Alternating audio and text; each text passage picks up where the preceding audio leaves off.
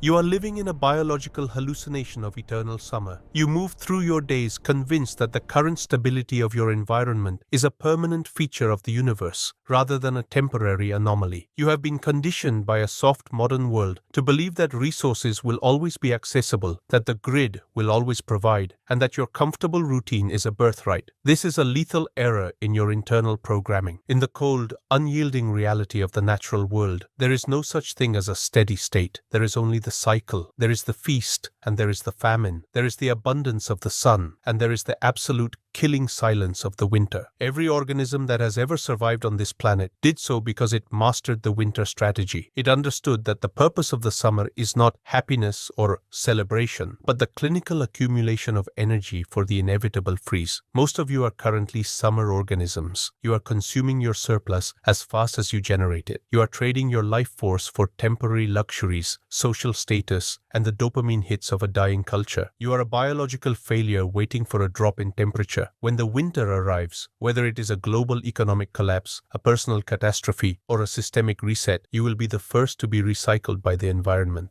You are unprepared, uninsulated, and utterly dependent on a system that is already redlining. You are a ghost in a summer suit, and the frost is coming for your soul. Let us dissect the biology of the season. In the wild, winter is the great filter. It is the mechanism by which the environment removes the inefficient, the weak, and the delusional. When the temperature drops and the calories disappear, the nice guy of the animal kingdom, the one who didn't fight for territory, the one who didn't hoard energy, the one who lived for the moment, simply ceases to exist. His DNA is erased from the record because he failed to respect the cycle. The sovereign predator, however, views the winter as his greatest ally. He knows that the freeze will do the work he cannot do alone. It will eliminate his competitors. It will clear the landscape of the noise, and it will leave the remaining resources to those who were cold enough to prepare. This is the sovereign advantage. While the masses are panicking because their summer reality has shattered, the predator is finally at peace. He has already built his fortress. He has already hardened his nervous system. He has already stored the life force required to outlast the darkness. You are currently the one being filtered. You are ignoring the critical signals of the environment because they make you uncomfortable. You are a pillar of society standing on melting ice, and your refusal to see the cracks is a symptom of your own mental decay. Consider the pathology of the feast. Most men fail not during the famine, but during the feast. When resources are abundant, their biological guard drops. They become soft, lazy, and arrogant. They begin to believe their own myths of success. They treat their surplus as a reason to relax rather than a command to fortify. This is the summer trap. Your brain is wired to crave comfort, and in a world of artificial abundance, this craving has become a parasite. You spend your money on things you don't need, your time on people who don't matter, and your energy on experiences that leave you empty. You are bleeding your energy at the very moment you should be caking it into your architecture. The apex predator understands that the feast is a high-stakes test of discipline. He eats what he needs to maintain his dominance, and he stores the rest. He uses the summer to build systems that do not rely on the sun. He invests in his temporal fortress, his unhackable networks, and his digital sinew. He knows that a man who celebrates his victory before the winter